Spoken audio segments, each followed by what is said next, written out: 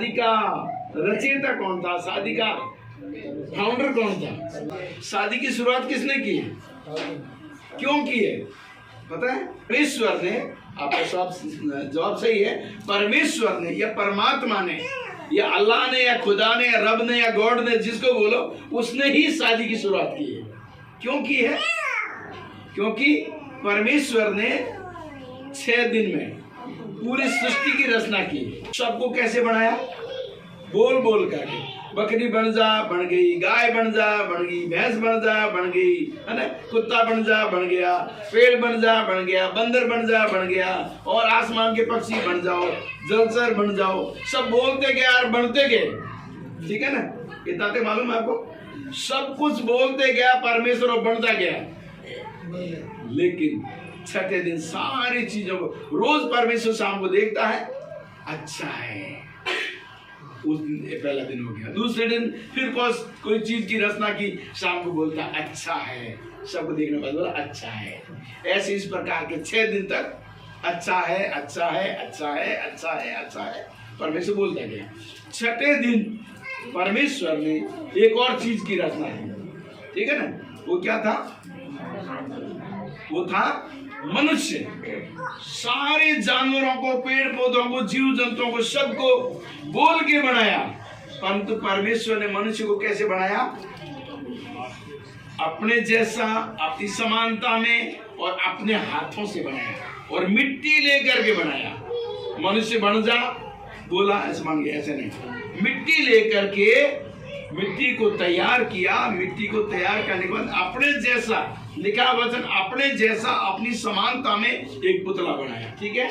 पुतला बनाने के बाद में क्या किया? परमेश्वर ने उसके अंदर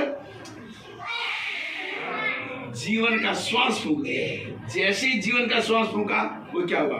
पुतला चलने फिरने लग गया, बोलने लग गया, देखने लग गया। नहीं तो पुतला ही होता है, खड़ा रहता है। जितने जानवर बनाए थे परमेश्वर ने, सबको कैसे बनाया?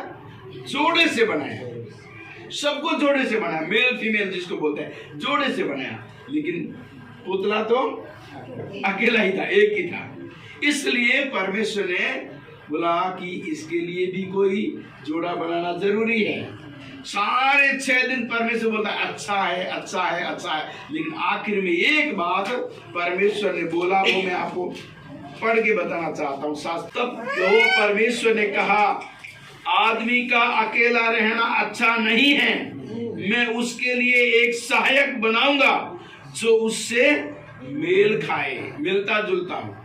परमेश्वर ने बोला, सारे 6 दिन तो बोला अच्छा है, देखा ये अच्छा है, सब अच्छा है, लेकिन सबको जोड़े से बनाया था, सब अच्छा है। लेकिन जब आदमी को बनाया, एक ही पुत्र बनाया, और आखिर में परमेश्वर ने बोला, आदमी का अकेला रहना अच्छा नहीं। तो क्या करूंगा मैं इसके लिए? एक सहायक बनाऊंगा जो उससे मेल खाता हो, ठीक है ना? ओके। तो परमेश्वर ने बोला, आदमी का अकेला रहना अच्छा नहीं है। बाकी दिन बोला अच्छा है, अच्छा, लेकिन एक बात बोला कि अच्छा नहीं है। वो क्या अच्छा नहीं है? अकेला रहना। इंसान का अकेला रहना अच्छा नहीं है। चाहे वो लड़का हो, चाहे वो लड़की हो, उसका अकेला रहना अच्छा नहीं। आज बहुत सारे धर्मों में, बहुत सारे समाजों में, रीति रिवाजों में क्या होता है? ये शादी नहीं करेंगे, कुंवारे रहेंगे, जो परमेश्वर की प्रकृति के खिलाफ है ना? परमेश्वर ने बोला, आदमी का, इंसान का अकेला रहना अच्छा नहीं है, और उसके लिए मैं क्या करूंगा? सहायक बनाऊंगा। क्या बनाऊंगा? सहायक। सहायक क्या समझते हैं? सहायक मतलब जीवन साथी, जो जिंदगी भर साथ रहे। अच्छा, सहायक का मतलब होता है, ये मिस्त्री जी है, सब जानते हैं मिस्त्री जी है, ठीक है ना? मिस्त्री जी को कैसे सहायक की जरूरत होती है? हेल्पर, हाँ, ईंटें पकड़ाने के लिए, मसाला मिला के लाके देने के लिए, तगड़ लाके हेल्पर होता है ना मिस्त्री के साथ में। तो इनको हेल्पर की जरूरत होती है। कई बार सोचते हैं पत्नी मेरी हेल्पर है, वो हेल्पर नहीं है, ठीक है ना? वो हेल्पर नहीं बनाया परमेश्वर ने। परमेश्वर ने बोला, मैं उसके लिए सहायक बनाऊंगा जो उससे मेल खाए। हालेलुया। मेल खाने का मतलब समझते हो आप? सहायक होता है, इंग्लिश एक वर्ड है, उसके लिए हेल्पर नहीं है, वाइफ भी नहीं है, उसके लिए वर्ड है कंफर्टर। COMFORTER, comforter. सब कभी सुना है शब्द कंफर्टर?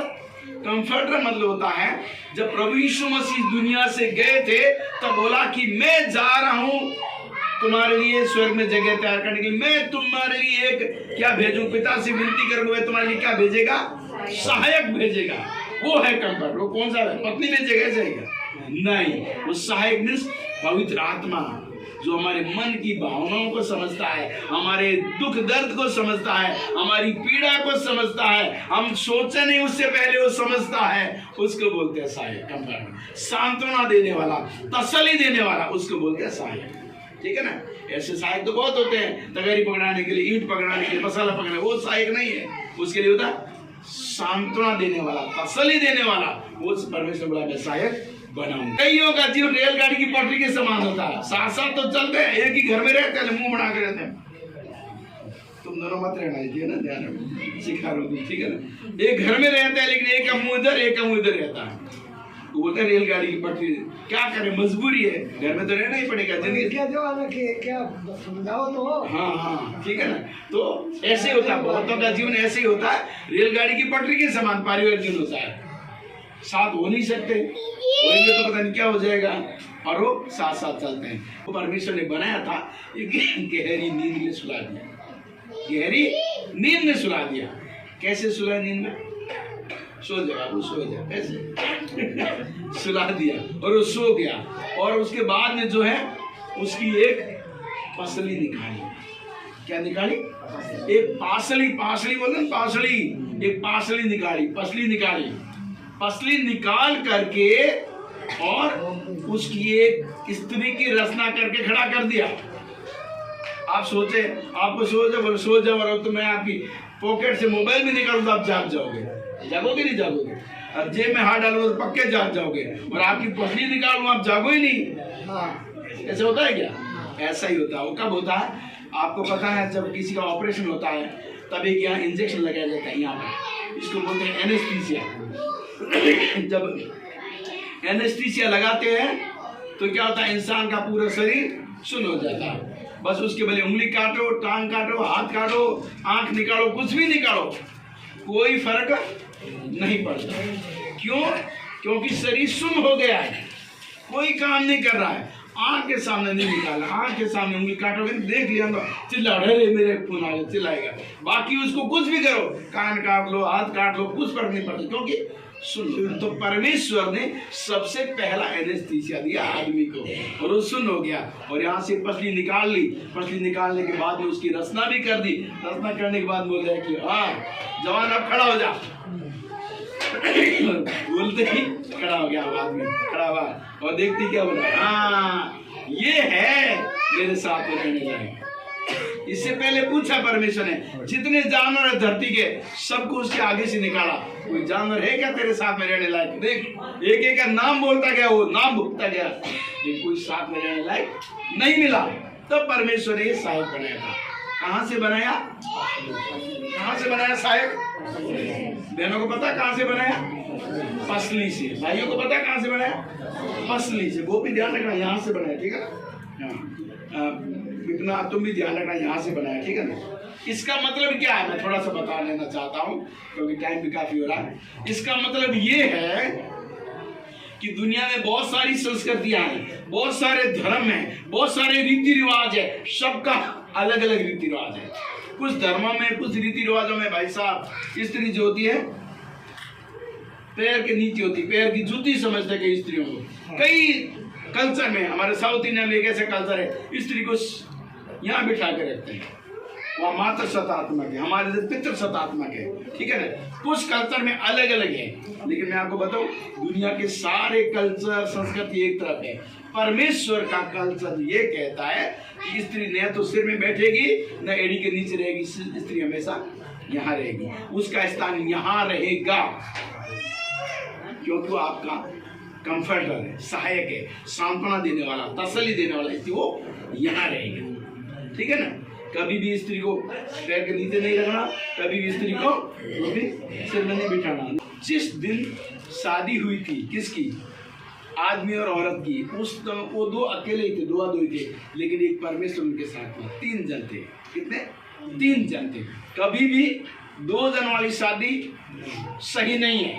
हमेशा शादी में 3 जन होना बहुत जरूरी है। 2 जन वाली शादी जो है अवैध होती है, गैर कानूनी होती है, उसको बगुड़ापन बोलते हैं, ठीक है ना, वो लेके भागे वाले नहीं। लेकिन शादी में हमेशा लड़का लड़की और परमेश्वर का होना बहुत जरूरी है, तभी वो शादी मानी है, ठीक है ना। अब ऐसे ही लेकर आ हो जाते, ठीक है, पति पत्नी बोल देते, लेकिन नहीं, वाकायदे क्या है, कम से कम आपके सामने 1-2 व्यक्ति हो साथ में, उनको घोषित करे कि ये पति पत्नी है, तब वो जो है शादी मानी होती है। क्यों मानी होती है? क्योंकि शादी की रचना जो है, शादी की शुरुआत जो है, शादी की नींव किसने रखी? परमेश्वर ने रखी। इसलिए हर शादी में परमेश्वर का होना जरूरी है। बाकी कोई हो या न हो, लेकिन परमेश्वर का होना जरूरी है। और इसलिए परमेश्वर ने आदमी को एक सहायक दिया है, परमेश्वर की ओर से ठहराई विधि है। इसलिए हर एक दिमाग, हर एक के पास विवेक है, इसलिए सोचता, अरे मेरा बेटा जवान हो गया, मेरी बेटी जवान हो गई, उसके लिए मुझे सहायक ढूंढना है, रिश्ता ढूंढना है, क्योंकि कुदरत के परमेश्वर ने इस विधि की शुरुआत की है। तो इसलिए शादी में जो है हमेशा याद रखना, परमेश्वर ने सहायक, मतलब वो सहायक बनाया, हेल्पर नहीं बनाया। कई बार उसको हेल्पर समझते हैं, कई बार होगा शायद जो दुल्हा जो है दुल्हन को हेल्पर समझने लग जाएगा, और दुल्हन जो है यहाँ न होकर के यहाँ बैठने लग जाती, तो घर में जो है खटपट शुरू हो जाती है ना। होता कि नहीं होता? परिवार में होती है खटपट, वो बोली नहीं मैं बड़ा हूँ, वो नहीं मैं बड़ी हूँ, तो वहाँ ही जो है खटपट शुरू हो जाती है। इसलिए, लेकिन परमेश्वर ने किसी ने बोला कि तू बड़ा है, तू छोटी है, तू बड़ी है, तू छोटा, ऐसा कभी नहीं बोला। परमेश्वर ने बोला देखो सहायक यहाँ से लिया गया। ये पसली क्या काम आती पता किसी को? पसली क्या काम आती? रात मैंने इनको सपने आने का कारण बताया था। पता है ये पसली कहाँ बोलती है? इसको रिबकेज बोलते हैं। क्या बोलते हैं? रिबकेज। रिबकेज मतलब पसलियों का ढांचा, केज पिंजरा होता है, पसलियों का पिंजरा होता है। पिंजरे के अंदर कौन रहता है? तोता। पिंजरे में कौन रहता है? दिल रखा हुआ इंसान का। हार्ट यहाँ पर है। कईयों के बहुत कम रेयर केस जिनका हार्ट इस साइड होता है, हार्ट हमेशा इस साइड होता है, लेफ्ट साइड में होता है। कई बार रात को आप सो जाते हैं और आपके हाथ यहाँ छाती में हाथ आ जाता है, देखा नहीं आपने? रात को ऐसे सपने आते हैं, मैं भाग रहा हूँ, पीछे ऊंट भाग रहा है, भैंसा मुझे मार रहा है, सांप काट रहा है, मैं पानी में डूब रहा हूँ। ऐसे खतरनाक ख्याल आते। क्यों आते? क्योंकि आपका हाथ जो है रिब केज के ऊपर आ गया, पिंजरे के ऊपर आ गया। उस वजह से जो है ब्लड सर्कुलेशन सिस्टम बिगड़ जाता है और उल्टे सीधे ऐसे ख्वाब आने शुरू होते हैं। पत्नी परमेश्वर ने हटा करके उसके सामने खड़ी की, बोला ये तेरा रिब केज है, ये तेरा सुरक्षा कवच है, ये तेरी मदद करेगा। हालेलुया। तो पत्नी कोई ऐसे ही वो हेल्पर नहीं होती है, मिस्त्री के साथ हेल्पर वाली, लेकिन वो रिब केज का एक टुकड़ा है। पसली है ना, एक पसली है। आदमी के पसली कम होती, क्यों कम होती है? क्योंकि उसके लिए स्त्री बना दी ना, कम होगी ना, परमेश्वर निकाल ही वहां से। इसलिए परमेश्वर ने यहाँ से निकाल कर की स्त्री की रचना की है। इसलिए उसको इसी जगह रखना है, न तो सिर में बिठाना, न पाँव में रखना। ठीक है गोपी भाई, ठीक है ना, यही रखना हमेशा। और विपना तुम भी ध्यान रखना, तुम कहाँ से आई हो ऐसे मत बोलना नेपाल से, नहीं, यहाँ से रिबकेज से आई हूँ बोलना। मैं कहाँ से? रिबकेज से, पिंजरे। मैं सुरक्षा कवच हूँ तेरा भाई गोपी, मैं तेरी सुरक्षा करूंगी, मैं तेरी देखभाल करूंगी, मैं तुझे सांत्वना दूंगी, तसल्ली दूंगी, सब कुछ दूंगी, क्योंकि मैं यहाँ से ली गई हूँ। स्त्री जो है, स्त्री को परमेश्वर ने एक विशेष मकसद के लिए बनाया। ऐसे नहीं, स्त्री के बगैर आदमी अधूरा है, पूरा नहीं है। आदमी अधूरा है, जब तक स्त्री नहीं हो आधा आदमी है, अधूरा आदमी है। और जिस दिन उसके जीवन में स्त्री हो जाती है तो पूरा बोलता है, परिवार कहला जाता है। एक और एक दो जुड़ के परिवार बनता है। तो ये स्त्री कोई लड़की घर में पैदा होने से कभी रोना नहीं, खुश होना कि परमेश्वर ने हमारे घर में एक बहुत अच्छी चीज दी है। हालेलुया। पृथ्वी की रचना किस लिए की है? पूरी सृष्टि को संभालने के लिए। जब परमेश्वर ने बगीचा बनाया, पूरी दुनिया बनाई, सब कुछ सृष्टि बनाई, सब कुछ बनाया, अच्छा है। उसके बाद बोला इन सबको देखने के लिए मुझे एक और चीज बनानी पड़ेगी। वो क्या? आदमी है। तो आदमी विशेष है, पूरी दुनिया में आदमी विशेष है। बाकी सबको बोल के बना दिया, आदमी विशेष है। लेकिन विशेष के साथ में रहने के लिए एक और विशेष चीज को परमेश्वर ने बनाया, वो है स्त्री है। तो पुरुष अपने माता पिता को छोड़कर अपनी पत्नी से मिला रहेगा और वे दोनों एक तन होंगे। आदम और हवा तो दोनों क्या नंगे थे फिर लजाते रहते, ठीक है बात है। अब जो है जिस दिन ये जोड़ा बन जाता है उस दिन जो है माँ बाप का, ऐसे मत सोचना माँ बाप से दुश्मनी हो जाती है, लेकिन माँ बाप से अलग होकर उस दिन से अपना परिवार बसाता है, ठीक है ना। इससे पहले गोपी के लिए माँ बाप सर्वोपरि थे, विपन्ना के लिए अपने माँ बाप सर्वोपरि थे, लेकिन आज के बाद में, शादी के बाद में विपन्ना के लिए गोपी सर्वोपरि, गोपी के लिए विपन्ना सर्वोपरि है। दूसरे नंबर पे माँ बाप आएंगे। इतने दिन तक माँ बाप पहले नंबर पे थे। आजकल पता समाज में क्या होता है, खास करके माएँ बोलती है क्या करें, जब से बेटी की शादी किया ना बहू के लिए अलग हो गया, हमें पूछता ही नहीं, होता नहीं, ऐसे आम बात हो गई।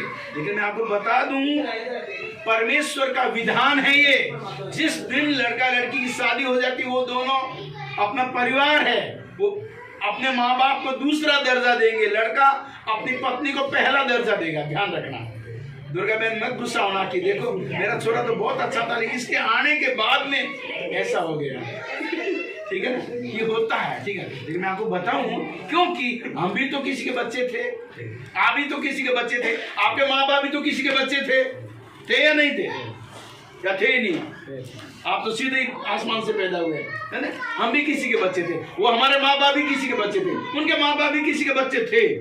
लेकिन जैसे शादीशुदा होते ही एक परिवार की जिम्मेदारी आ जाती है, फिर उसको बच्चे को अपने परिवार को निभाना होता है, मम्मी पापा की देखभाल जिंदगी भर करना है, ये उनका तो कर्तव्य है। लेकिन सबसे बड़ा कर्तव्य है अपने परिवार को संभालना, अपनी पत्नी को संभालना, अपने बच्चों को संभालना, सबसे बड़ा कर्तव्य होता है। माँ बाप की जिम्मेदारी रखना दोनों की जिम्मेदारी है। तो परमेश्वर ने उनको आशीष दी और उनसे कहा, क्या कहा, फूलो फलो और पृथ्वी में भर जाओ और उसको अपने वश में कर लो।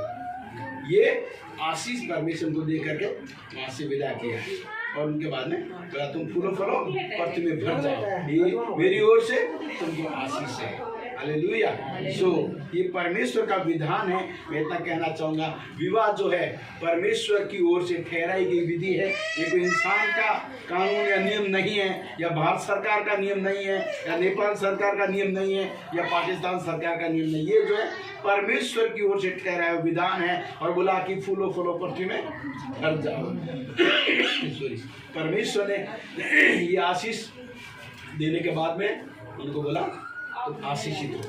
सो आइए हम लोग प्रार्थना करें इस जोड़े के लिए। और से मैं उन दोनों को बुलाना चाहूंगा, प्रार्थना करेंगे।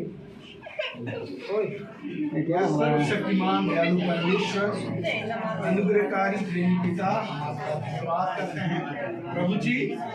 महान परमेश्वर, जब पहली शादी हुई थी आदम के बाद में, प्रभु आप वहाँ पर थे और आपने उस शादी की रचना की है मेरे परमेश्वर, आपने शादी की नींव रखी है मेरे परमेश्वर। धन्यवाद प्रभु जी। हम जानते प्रभु शादी के रचयिता आप है मेरे परमेश्वर।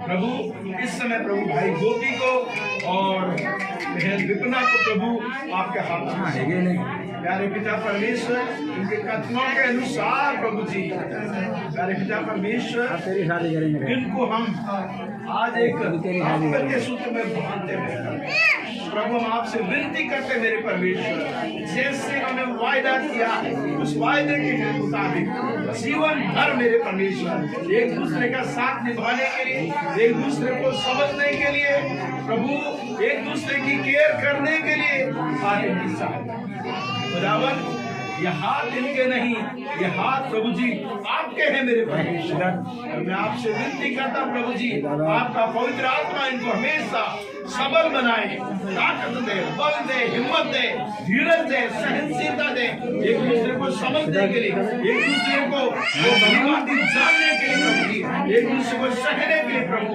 पवित्र आत्मा बल दे। इनके जीवन को प्रभु आपके हाथों में सौंपते हैं मेरे परमेश्वर। आपका अनुग्रह वाला हाथ, आपका आशीष भरा हाथ हमेशा इनके साथ हो। प्रभु जी जीवन के हर मोड़ में आप इनके साथ में होइए, इन्हें संभालिए, इन्हें तंदुरुस्ती दीजिए, इन्हें नया बल दीजिए मेरे परमेश्वर। और प्रभु जी ये आपके बहने आपके प्रेम में बढ़ने पाए, परिवार जिन्हें इन्हें आशीषित कीजिए, ये आशीषित होने पाए मेरे परमेश्वर। उनका घराना आशीषित होने पाए मेरे परमेश्वर। प्रभु जी आपका धन्यवाद देते हैं, वो भी बहन के लिए आशीष का कारण। प्रभु आपका धन्यवाद देते हैं, तो आपका हाथ पवित्र परमेश्वर आप यहाँ पर है, आप विद्यमान है, उसके लिए आपका धन्यवाद। दया के धनी करुणा के सागर आपका धन्यवाद देते हैं। इन दोनों को प्रभु मेरे पति के रूप में जोड़ते हैं।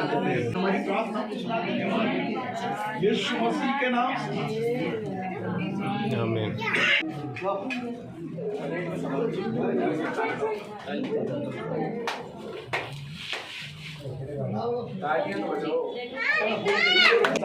भर के बरसा देना।